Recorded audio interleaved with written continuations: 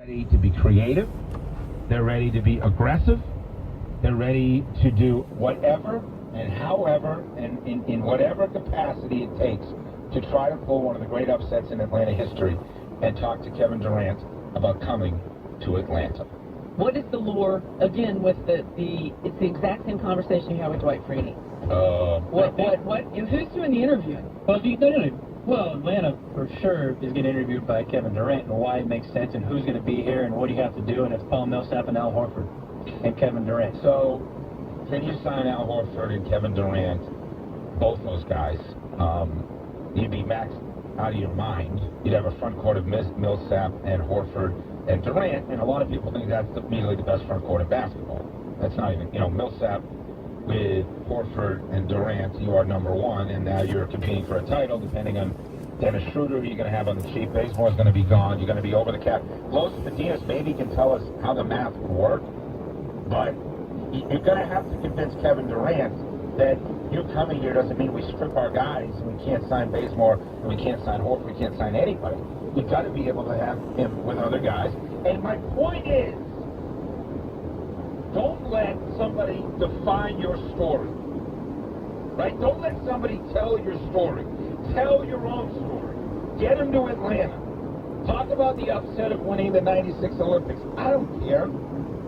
Tell him, no one ever thought that we could be the most followed team in the NFL, but Michael Vick showed up here, and we were. And we have an unbelievable fan base that we rank in the top 5 every year in the NBA rankings ratings. I'd love to see what Game 7 did. Outside of Oklahoma City and Golden State, which is the highest rated cable game in history of cable, right? The Game 7. And don't let somebody else tell your story. Tony Russell wants to spend billions of dollars or hundreds of millions with the city and build a area around Phillips Arena similar to LA Live and help turn downtown Atlanta in even a more vibrant and compelling. Nobody's told him that because of underground Atlanta, nothing will ever work downtown.